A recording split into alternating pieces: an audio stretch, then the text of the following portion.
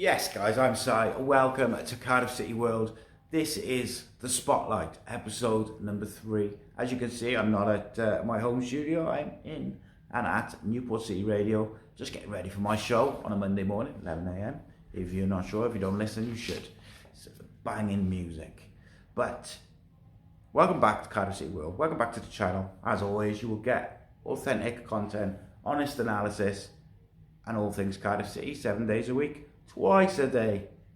Today we are diving into one of the most exciting, but through no fault of his own, frustrating players in the Cardiff squad. Issak Davies, hometown lad, explosive talent, but a career that's so far defined by glimpses of brilliance, but cruelly timed injury setbacks. Barry Murphy is now in charge. We are seeing a fresh tactical identity emerging already, and we are asking the big question today. Could this be the season that Issak Davies explodes into life and makes his mark on the EFL? So where do we begin? Well, the eye test is the most reliable thing. He's direct, he's aggressive, he's purposeful. When he's fit and he's flying, there aren't many players at this football club who can cause as much chaos and do as much damage as Issak Davies. His game is built on pace, power, aggression. He doesn't take touches for the sake of it. He goes at defenders. He attacks the space. He's breaking the lines. He wants to face up a defender and make things happen. One thing that Barry Murphy is going to love is his aggression on and off the ball.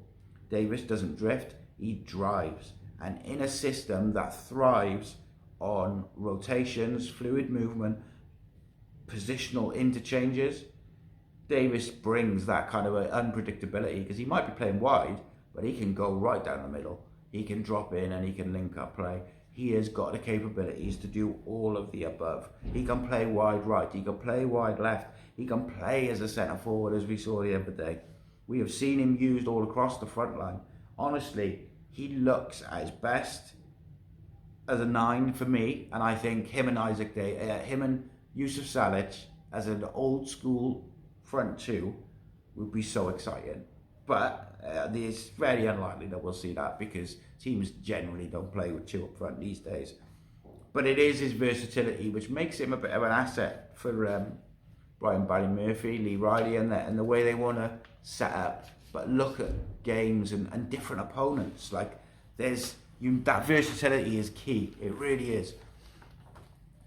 As always, I like to have a deep dive into the numbers, right? So we use FBref, we use Y-Scout, we use Transfermarkt. And when you look at the stats and the data, it's quite an interesting read for Issak.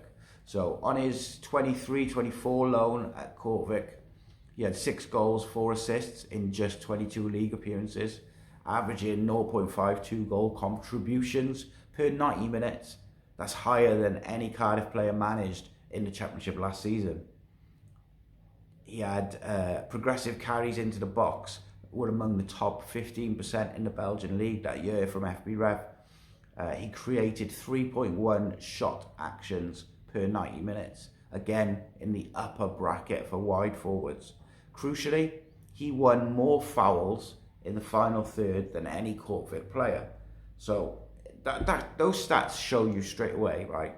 When he gets constantly picked, he's fit, he poses a big danger. He forces defenders to react. He breaks the opponent's shape. He breaks lines. He earns space for others, as well as creating chances for others. But even more telling is his non-penalty XG per shot is 0.14. That means that he is consistently getting into good positions and not just taking pot shots from 25 yards. That's vital stuff. So I want to move on a little bit towards the tactical fit with Barry Murphy. So let's kind of zoom out a little bit, I guess. Let's think about how Barry Murphy wants to play and how Issak slots in there. Barry Murphy wants his wide players to stay high and wide, but when they become active and they're in possession, he wants those wide players rotating and coming inside, dropping in, going in behind, lots of movement. He wants the attacking players to really press aggressively. That suits Issak Davies to a T. That fluid positioning in the final third with a bit of rotation and a bit of movement, again, suits him. Vertical runners to break the lines and get in behind. Issak Davies ticks every single one of those boxes. He's excellent at running in behind, dragging the fullbacks all over the place. He presses with intent. We saw like flashes against Southampton United the other day, where that front unit hunted the ball as a pack. Davies fits that. And if you're looking to exploit space, when you want to win the ball back, he's tailor-made for that. And I think, look, Issak Davies has got a potential to be an absolute killer forward. He really does. He's got all the skill set, all the attributes, and he's physically, even though he's not 6 foot tall, he's physically a strong lad. And that side of it is not a problem. His biggest issue is staying fit. There's no coincidence that Craig Bellamy rates him so highly. There's no coincidence that Burnley and Vincent Kompany wanted to sign him and were willing to pay a good few million for him a couple of years ago. Like, he's a good guy, good player. But it's not just pace that he's got. Like, he's developing a bit of a smarter game off the ball. He's finding those little pockets between the lines. When he played up front the other day, he was dropping into feet, drifting wide, timing his runs better. That intelligence and that ability to play all across the front line, it gives BBM a flexibility in and out of possession in terms of the system. He can be a 4-3-3, a 4-2-3-1. He can play on the wing in a 3-4-2. He can play off the striker in that sort of rare 3-5-2 or a 4-4-2. He can be devastating if he can stay fit. Let's talk a little bit about Yusuf Salic and Issak Davies. Could that be a dream partnership? So right, let's get a bit hypothetical. Let's get a bit dreamy. Because I do think one of the ideas that makes so much sense on paper is Issak Davies playing off Yusuf Salic. Yusuf Salic is such a physical handful. He's strong, he's aggressive, he's bullish. He loves to come short, take the contact and link up with his teammates. Davies is the perfect foil for that. Running in behind, stretching the pitch, offering that vertical threat that's while Salic does the dirty work and takes the batter in. It reminds me of like that classic big man, little man stuff. The old school 4-4-2. But it doesn't have to be 4-4-2. You can put a modern twist on it. But I would like to see Isaac closer to Yusuf. And he can do that in the way that Barry Murphy likes to play. If Isaac is one of the wide players, he can get right in with Salic and play off him. He likes those rotations. So I don't think it's going to be too much of an issue. The problem, not many coaches like playing with two up top. It's not fashionable. Most teams want an extra midfielder or a third centre-back. If Brian Barry Murphy ever was to lean into that type of setup, even for 20 minutes late in games, that pairing could cause mayhem. It could be such a joy to watch. There's a balance there. It's fire and ice, man. It's structure, there's speed, and a hell of a lot of aggression between the two of them. But, and there's always a but. The but with with Isaac is injuries, right? And it is a big but, unfortunately. It's brutal, it's boring, it's heartbreaking. Issak Davies hasn't been able to stay fit. And when you look at his transfer record, his fitness record, on Transfermarkt, it's difficult. 22-23 season, he missed 17 games through muscle injuries. 23-24 season, strong start on his loan spell, but was derailed by a hamstring tear. Missed nearly 10 weeks. 21-22 season, had a knee knock and some minor strains. Like, it's all there. Every time he starts to build momentum, every time he's starting to get to that peak, something breaks down. And these injuries, they're not freak breaks. They're muscular, they're reoccurring. It is a worry you can't ignore, especially with Brian Barry Murphy's high intense style, because it demands repeated sprints, repeated sharp pressing, and full pitch recoveries. So my thing with what I would like to see the club do, because I think Isaac could be such an important player for us in the next few years, this season as well, is a lot of his injuries seem to be hamstring related or muscle related. So let's speak to some experts. Go speak to Ryan Giggs, because at the start of Ryan Giggs' career, he had repeated hamstring injuries. If you look at the second half of his career, which is obviously a very long career, he went and saw specialists, changed the way he run, changed the way he prepared for games and recovered from games. Barely ever had any hamstring injuries after that. Barely had any injuries after that. So there's people within the game, go speak to them, the club, like speak to specialists. If you can help him stay fit and avoid these type of injuries, we have to do it, because Issak Davies could be a massive, massive asset for Cardiff City. What I mentioned earlier, right, that Burnley would wanted to sign Isaac a few years back. Bellamy wanted him as well. You know, they liked him a lot. So what did Burnley see? What did company Bellamy see? And ultimately, why did he end up going on loan to Belgium?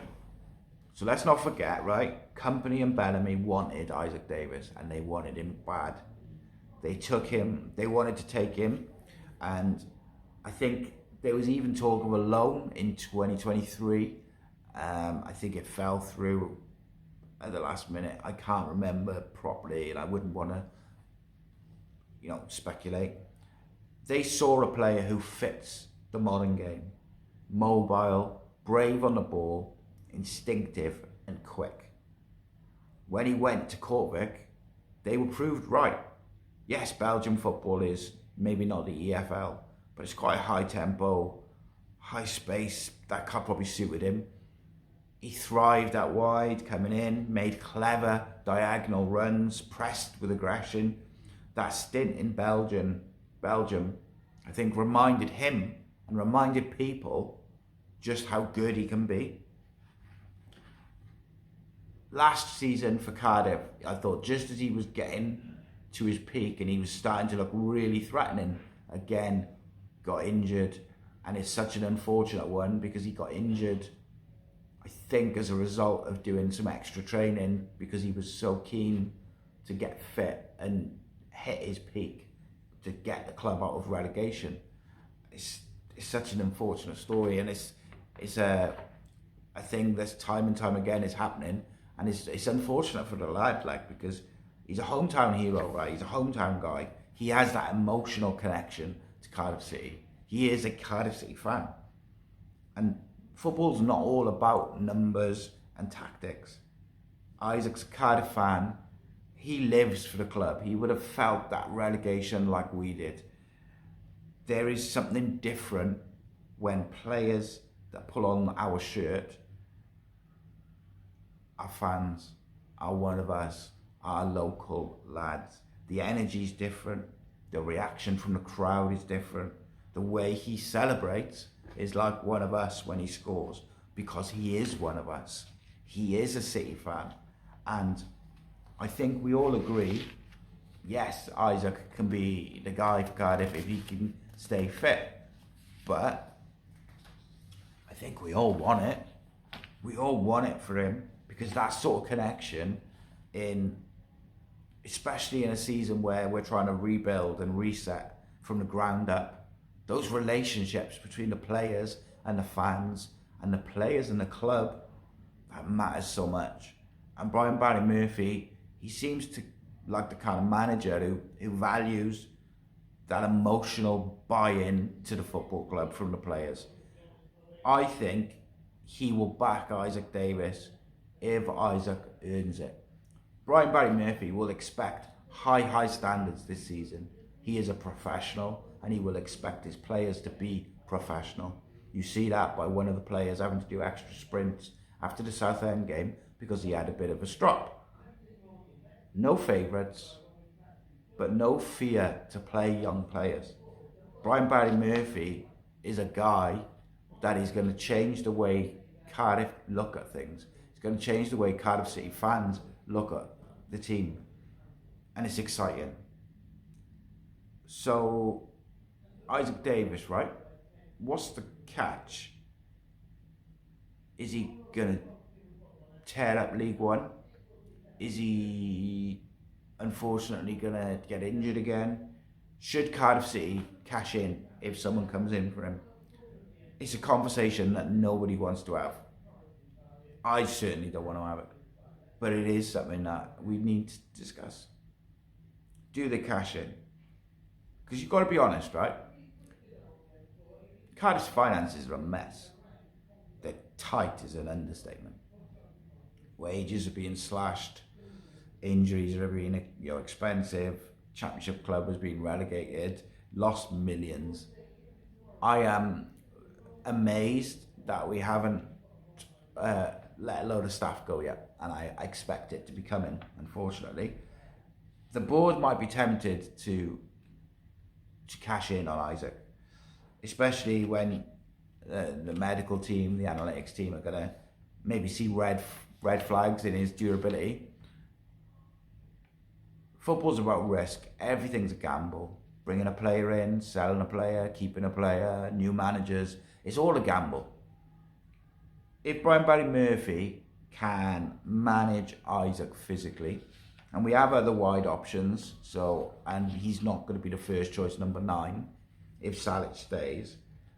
Manage him physically, get 30 odd appearances out of him this year.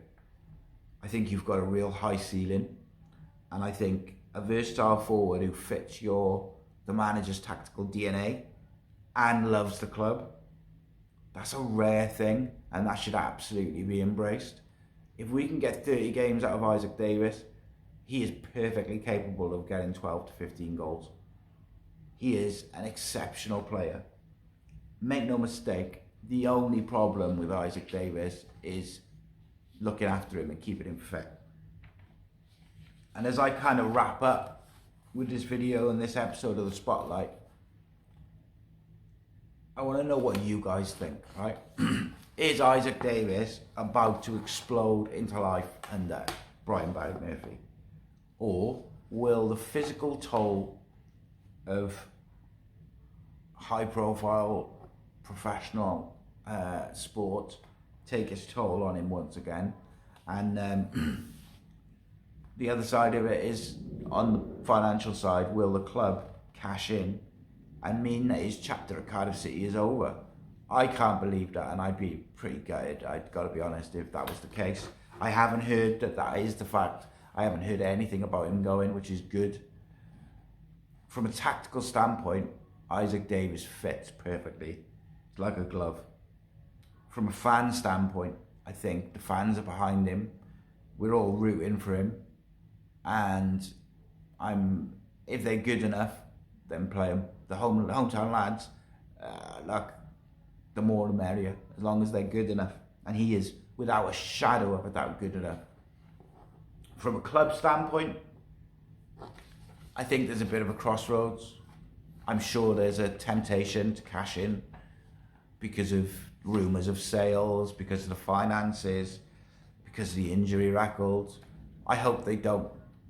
I think I think there's ways that you can protect him, and I think there's ways, and I certainly think Brian Barry Murphy will get the best out of him on the pitch.